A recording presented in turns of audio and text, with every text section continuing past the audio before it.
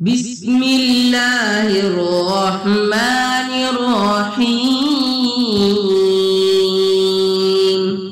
یہ امت مسلمہ کی خوش نصیبی ہے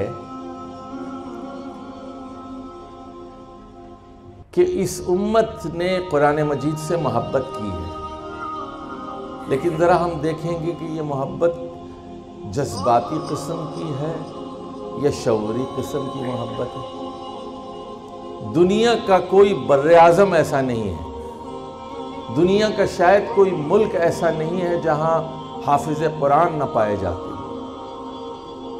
امریکہ میں ہزاروں حافظ موجود ہیں، کینیڈا میں، یورپ میں ہزاروں حافظ موجود ہیں، آسٹریلیا میں ہزاروں حافظ موجود ہیں، افریقہ میں، جنوبی امریکہ میں حافظ موجود ہیں، اور یہاں ایشیا میں اور شرق اوسط میں اور بر صغیر ہند و پاک میں کیا کہیں۔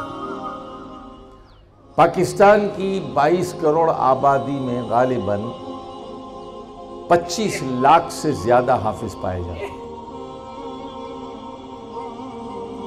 اور مولویوں نے پھر آپ پتہ ہی ہے ترغیبی حربے بھی استعمال کیے ہیں۔ کہتے ہیں کہ ایک بچے کو حافظ بنا دو والد صاحب کے نام سے، والدہ کے نام سے، اور جس کا بچہ حافظ قرآن ہوگا اس کو تاج پہنایا جائے گا۔ چلو، جو حربے بھی استعمال کیے اس کی وجہ سے لوگ حافظ تو بن رہے ہیں بچے، لیکن لوگ قرآن پڑھتے نہیں، سمجھتے نہیں۔ ہمارے ہاں یہ بہت سارے جو علماء ہیں، درس نظامی پاس علماء ہیں، ان کے مدارس میں بھی پورا قرآن تفصیل سے نہیں پڑھایا جاتا۔ ادھر سے ایک سورت پڑھا دی، ادھر سے ایک کشاف سے پڑھا دی، ایک سورت بیداوی سے ایک سورت پڑھا دی، پورا قرآن نہیں پڑھایا جاتا۔ جلالین پڑھا دی جاتی ہے فٹافٹ۔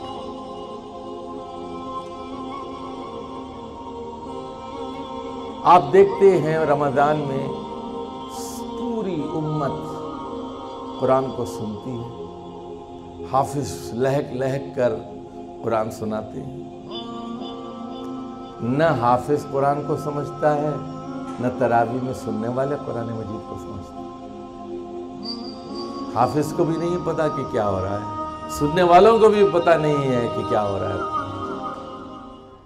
قرآن سے محبت کرنے والے لوگ اس امت کے اندر بے شمار پائے جاتے ہیں، لیکن قرآن مجید کے مفاہیم پر گرفت، فیہ ذکرکم، اس میں تمہارا ہی ذکر ہے، اس میں تمہارا ذکر ہے۔ آپ اپنا نام دیکھتے نہیں، اس میں میرے بارے میں کیا کہا گیا ہے۔ لوگ بی اے کر لیتے ہیں، ایم اے کر لیتے ہیں، پی ایچ ڈی کر لیتے ہیں، بڑے بڑے منصب پر فائز ہو جاتے ہیں، جج بن جاتے ہیں، ہائی کورٹ کے، سپریم کورٹ کے، قرآن مجید کا مفہوم نہیں پڑھا، اس کا ترجمہ کبھی نہیں پڑھا۔ وزیر اعظم بن جاتے ہیں، وزیر بن جاتے ہیں، صدر بن جاتے ہیں، قرآن مجید کبھی پورا نہیں پڑھا۔ جس نے قرآن مجید کو نہیں پڑھا، یوں سمجھیے کہ وہ پیدا ہی نہیں ہوا۔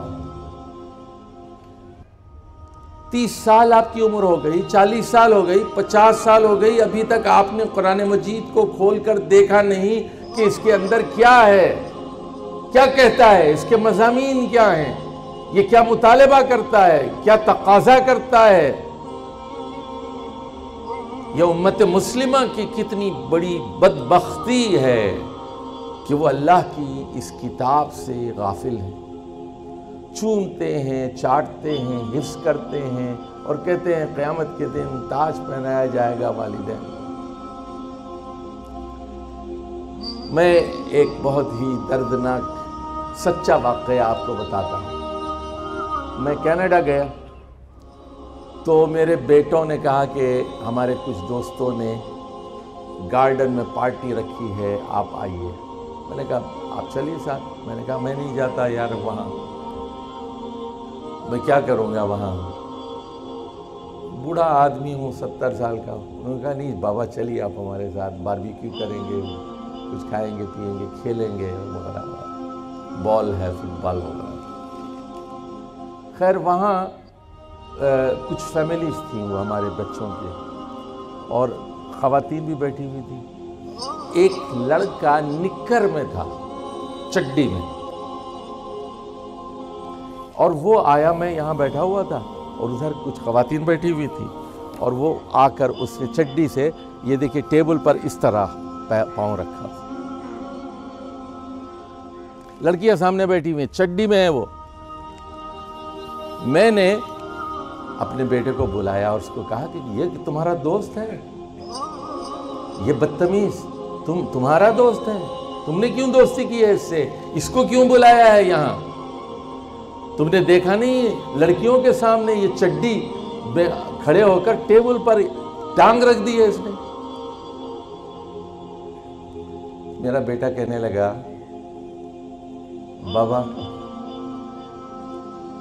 آپ کو اس سے اکیلے میں بات کرنی ہوگی, آپ کو معلوم ہے وہ حافظ قرآن ہے. میں نے اس پر ایک پورا کالم لکھا تھا کہ چڈی میں ملبوس حافظ قرآن. پھر میرا بیٹا کہنے لگا کہ بابا اس سے آپ کو بات کرنی پڑے گی ایک کافر کی طرح. اب یہ آپ اس سے یہ نہ کہیں کہ وہ مسلمان ہے.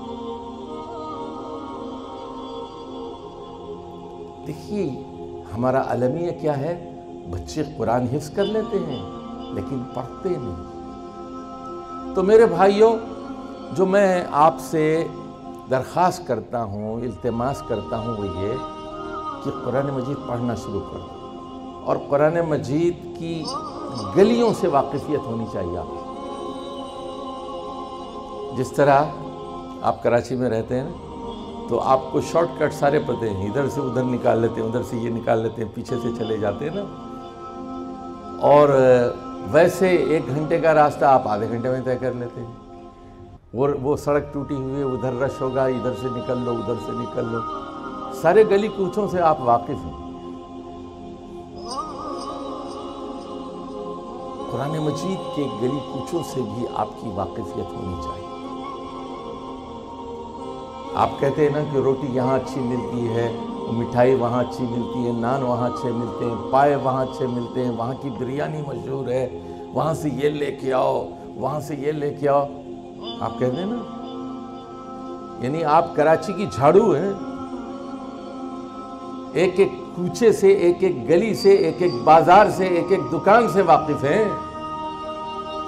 کیا قرآن مجید کے ساتھ بھی آپ کا یہ معاملہ ہے؟ آپ کو معلوم ہے کہ کون سی چیز قرآن مجید میں کون سی صورت میں ہے, کس جگہ ہے, کہاں ہے, یہ مضمون کہاں آیا ہے, کس انداز میں آیا ہے؟ اگر آپ ناواقف ہیں تو یوں سمجھیے کہ ابھی آپ پیدا نہیں ہوئے, بلکہ آپ کا ابھی حمل بھی قائم نہیں ہوا ہے.